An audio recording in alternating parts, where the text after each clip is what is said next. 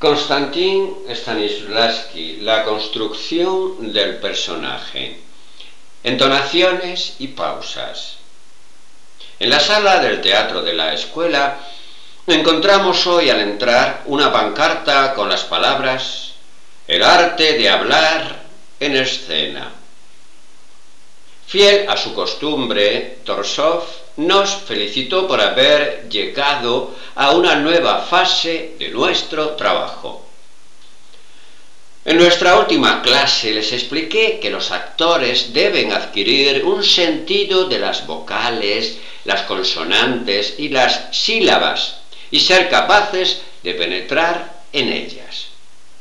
De la misma manera vamos a pasar hoy a considerar palabras y frases completas.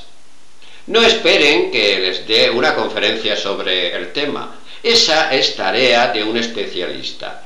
Todo lo que voy a decirles se refiere a diversos aspectos del arte de hablar en un escenario que yo he aprendido de mi propia experiencia práctica. Eso les ayudará a enfocar sus nuevos estudios sobre las leyes del lenguaje. Se han escrito muchos y excelentes libros sobre estas leyes y sobre las palabras. Estúdienlos atentamente. El más apropiado para las necesidades de los actores rusos es el cuidadoso estudio de S.M. Bolkonsky, de Expressive Word. Tendré que recurrir a él constantemente, citarlo y sacar ejemplos de él en estas lecciones preliminares sobre la forma de hablar en escena. Un actor debiera conocer hasta los más mínimos detalles de su propia lengua. ¿De qué servirían todas las sutilezas de la emoción si están expresadas en un lenguaje defectuoso? Un músico excepcional no debe tocar nunca un instrumento desafinado. En este campo del lenguaje, la ciencia es necesaria, pero hay que adquirirla con inteligencia y aprovechamiento. No tiene ningún sentido llenarnos la cabeza con un montón de ideas nuevas y saltar al escenario para explotarlas antes de haber aprendido las reglas elementales. Ese tipo de estudiante andará siempre perdido, o bien olvidará su ciencia, o bien no podrá pensar más que en su ciencia, olvidándose de cualquier otra cosa. La ciencia puede ayudar al arte solo cuando ambos se ayudan y completan mutuamente. Torsov reflexionó durante un momento y continuó luego. Me han oído decir muchas veces que todo el que sube a un escenario tiene que volver a aprenderlo todo desde cero. A mirar, a andar, a moverse, a relacionarse con la gente y finalmente a hablar. La inmensa mayoría de la gente utiliza en la vida ordinaria formas pobres y vulgares de hablar, pero no son conscientes de ello porque están acostumbrados a esos defectos tanto en sí mismos como en los demás. No creo que sean ustedes una excepción a esa regla. Por tanto, y antes de que empiecen a trabajar específicamente en la dicción, es absolutamente necesario que descubran las deficiencias de su forma de hablar, para que de esta forma puedan deshacerse para siempre de la costumbre tan extendida entre los actores de utilizar su incorrecta forma de hablar cotidiana como una justificación de su forma descuidada de hablar en escena. Las palabras y la forma de decirlas son más patentes en escena que en la vida corriente. En la mayor parte de los teatros se exige a los actores que sean capaces de repetir el texto de una manera aceptable. Pero incluso esto se hace de una forma rutinaria y negligente. Hay muchas razones para ello, y la primera es que en la vida corriente se suele decir lo que se está obligado a decir o lo que se quiere decir con una intención para lograr algo por necesidad o para realizar una acción verbal fructífera y con un sentido.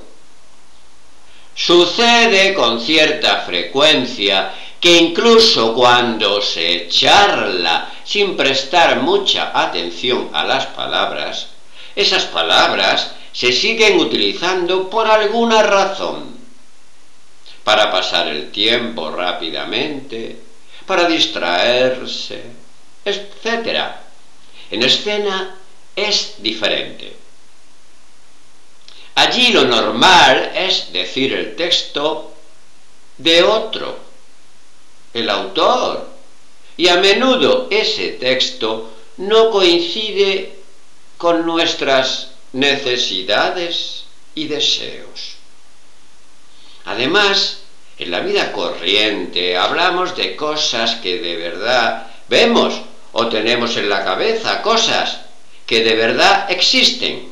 En escena tenemos que hablar de cosas que no vemos ni sentimos y en las que no pensamos nosotros mismos, sino que corresponden al pensamiento de nuestros personajes imaginarios.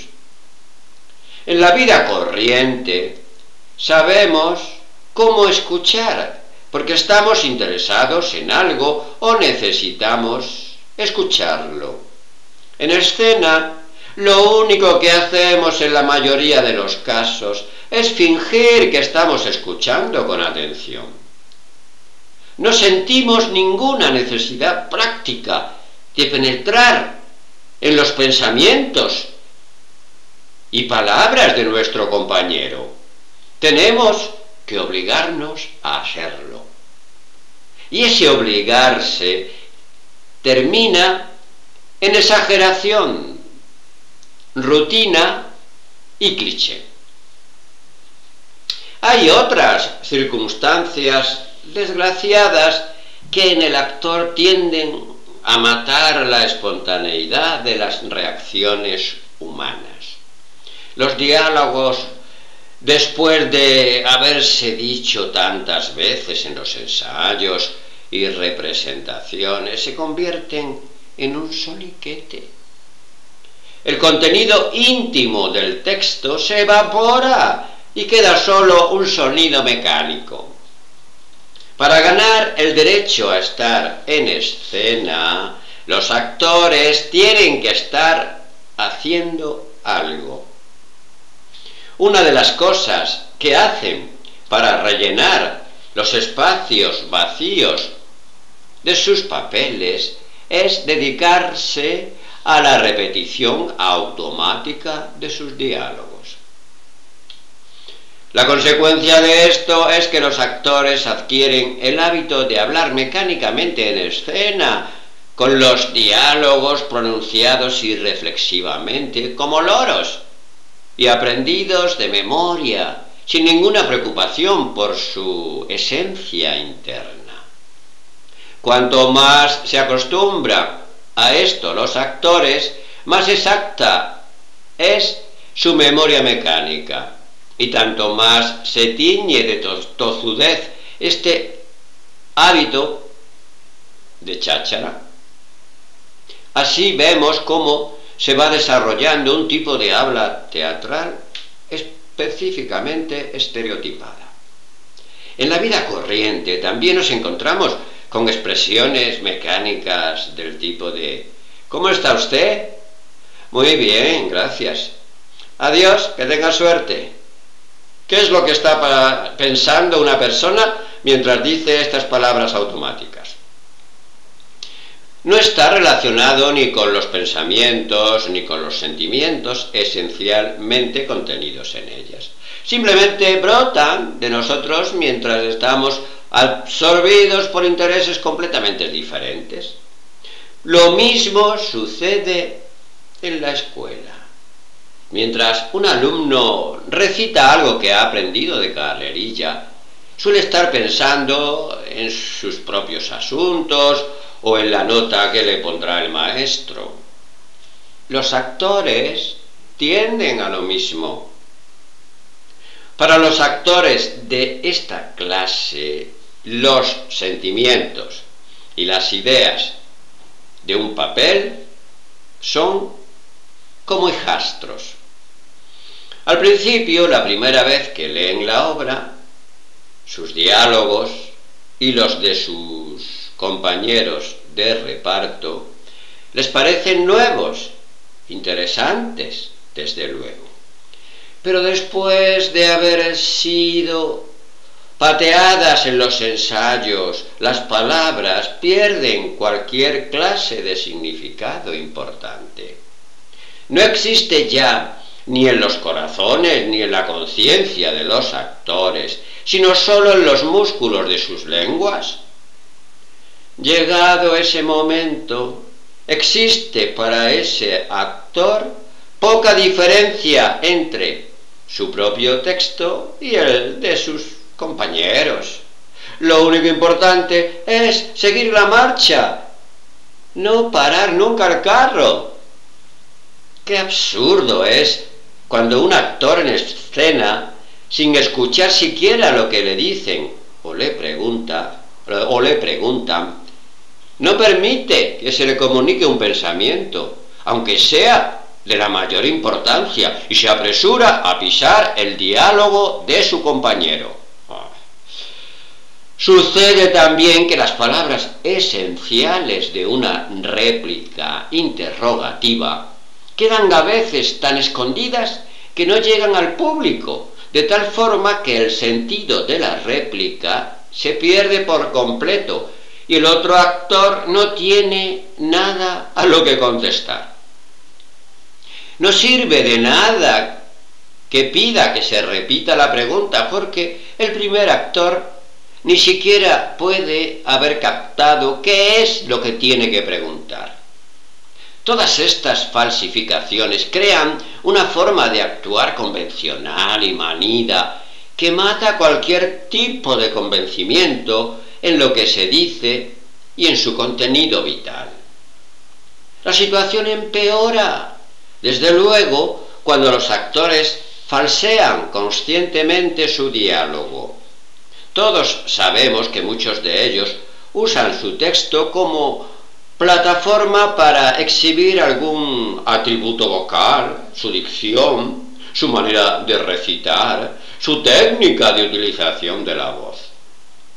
Estos actores no tienen más relación con el arte que el vendedor de instrumentos musicales que muestra brillantemente sus mercancías con una interpretación efectista, no para transmitir la intención del compositor, sino simplemente para vender el instrumento.